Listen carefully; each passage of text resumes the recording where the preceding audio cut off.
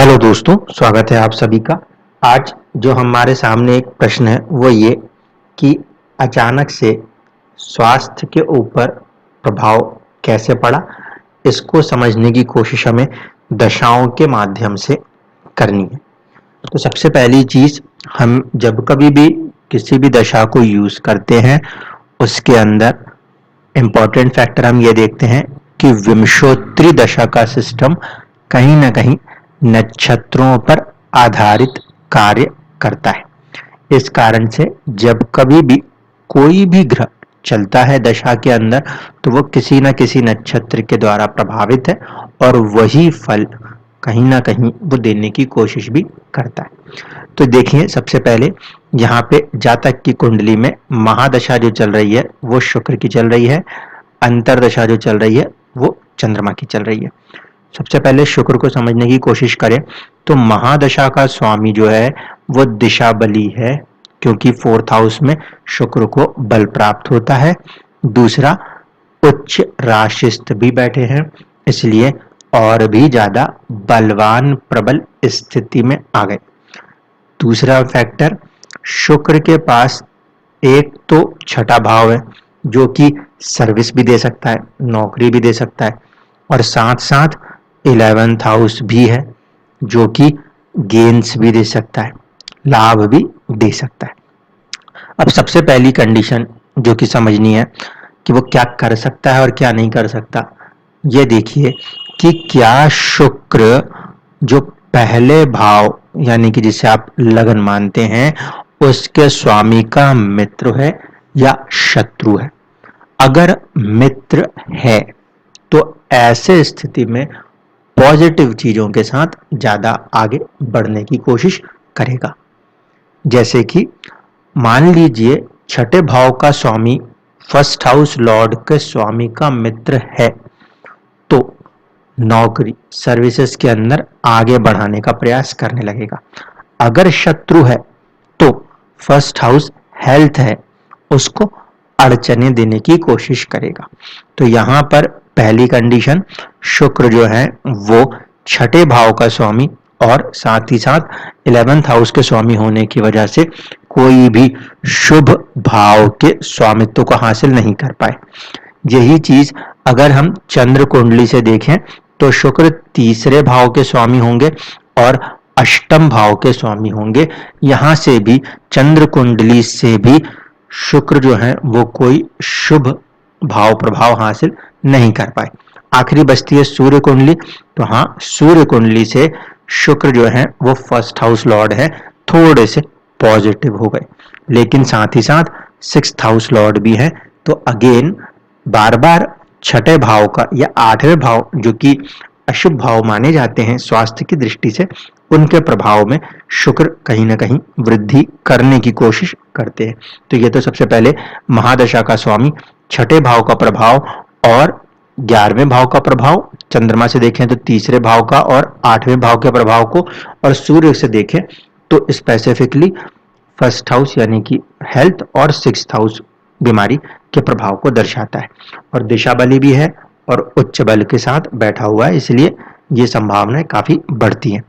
अब देखिए, नक्षत्र के अगर आधार से देखने की कोशिश करें तो शुक्र जो है इस कुंडली में वो रेवती नक्षत्र में बैठे हुए हैं, और रेवती नक्षत्र में 20 डिग्री के आसपास बैठने की वजह से कहीं ना कहीं सर्पदेश कोण में प्रभाव लेकर बैठे हुए हैं, जो कि किसी न किसी तरीके से थोड़ा सा अड़चने बाधाएं दिखाने का प्रयास आवश्यक रूप से करता है। तो यहाँ पर शुक्र के नक्षत्र स्वामी रेवती के जो स्वामी हैं वो होंगे बुधदेव। उनकी प्लेसमेंट छठे भाव में होने की वजह से महादशा का स्वामी जो है वो कहीं ना कहीं छठे भाव रोग भाव से संबंध बनाता है, और बुध इस कुंडली में कहीं ना कहीं दशमेश और सप्तमेश है। सप्तमेश भी मृत्यु तुल्य कष्ट के लिए कहीं ना कहीं जिम्मेदार होता है। दशा का दूसरा हिस्सा जो चंद्रमा के पास है, चंद्रमा अष्टमेश होने की वजह से कहीं ना कहीं इस कुंडली के अंदर प्रभावित आवश्यक रूप से करेंगे, क्योंकि उनके पास ऐसे भाव का स्वामित्व है जिसका काम है चीजों को लंबा खींचना अड़चनों के साथ। फिर वही चंद्रमा अगेन दिशा बली है, डायरेक्शनल स्ट्रेंथ है, तो वो चीज को लेकर फिर चलेंगे। चंद्रमा भी इस कुंडली में कहीं ना कहीं बुध के साथ ही कनेक्टेड है, क्योंकि जो नक्षत्र आ रहा है वो अगेन रेवती आ रहा है। ऐसे स्थिति में चंद्रमा के ऊपर भी सर्पदेश को उनका प्रभाव माना जाएगा, साथ ही साथ उनकी जो दशा अंतरदशा प्रभाव है उसका संबंध बुध से होने की वजह से फिर वही चीज होगी। एक तरफ 10वां 7वां व्यापार व्यवसाय, साथ ही साथ आपका बीमारी, क्यों? क्योंकि नक्षत्र का स्वामी जो है बुध वो छठे भाव में बैठा है, 12वें को दृष्टि देता है। अब चंद्रमा और गुरु जो है वो मित्र हैं या शत्रु, अगर इसको समझें तो कहीं ना कहीं वो मित्रवत होते हैं। इसलिए चंद्रमा यहाँ थोड़ी सी कोशिश इस बात की जरूर रखेंगे कि जो लगन है उसको बहुत ज्यादा डिस्टर्ब ना किया जाए। अब इसके बाद तीसरे लेवल पे जब दशा चलती है तो वहां पे हमें समझ में आता है कि बुध का प्रभाव है। अब देखिए शनि की भी दशा थी कहीं ना कहीं इस साल शुरुआत में, और अभी बुध की दशा है। शनि जो है वो गुरु के साथ बैठे हैं। गुरु के साथ बैठने पर कोई भी ग्रह जब एक साथ बैठेंगे, दो ग्रह, तो वो उस समय के लिए तात्कालिक शत्रु होंगे। शनि का गुरु के साथ जो संबंध है वो न्यूट्रल है। ऐसे स्थिति में यहाँ पे शनि जब गुरु के साथ बैठे तो वो क्या बन गए? सिर्फ शत्रु, जो कि न्यूट्रल और तात्कालिक रूप से शत्रु मिक्स करेंगे तो शत्रु, यानी कि थोड़ा बहुत परेशान तो वो स्वास्थ्य को कर सकते थे। लेकिन बुध के साथ गुरु के संबंध को जब देखा जाता है तो नैसर्गिक मित्रता नहीं होती और तात्कालिक शत्रुता भी कायम है, ना तो न्यूट्रल ना ही फ्रेंड। ऐसे स्थिति में बुध जो है उसके साथ गुरु का जो संबंध है वो ज्यादा ही अति शत्रु बन जाएगा। तो यहाँ पर भी कहीं ना कहीं शनि की दशा में प्रभाव थोड़ा बहुत मिलने का, लेकिन जब शनि की दशा के बाद हम बुध के साथ कनेक्ट होंगे तो बुध की दशा गुरु के प्रति, स्वास्थ्य के प्रति, फर्स्ट हाउस लॉर्ड के प्रति कहीं ना कहीं सीधा सीधा प्रभाव दिखा रही है। दूसरी इंपॉर्टेंट बात कि इस कुंडली के अंदर बुध जो है उसका संबंध कहीं ना कहीं मृगशिरा नक्षत्र से होने के कारण मंगल के साथ है। मंगल एक तरफ पंचमेश जो कि दवाइयों के लिए देखा जाएगा, साथ ही साथ मंगल इस कुंडली में द्वादशेश 12th हाउस लॉर्ड है, जो कोर्ट कचहरी हॉस्पिटल जैसी चीजों के लिए देखा जाएगा। तो जब दशा प्रभाव ने कार्य शुरू किया बुध की दशा के अंतर्गत, धीरे धीरे बढ़ते बढ़ते हम अगर जब देखते हैं तो ये जो कुंडली प्रभाव है वो रोग भाव में बैठे हुए बुध न सिर्फ कि इस भाव को एक्टिवेट कर रहे हैं बल्कि महादशा अंतरदशा दोनों के स्वामियों को भी एक्टिवेट करते रहे।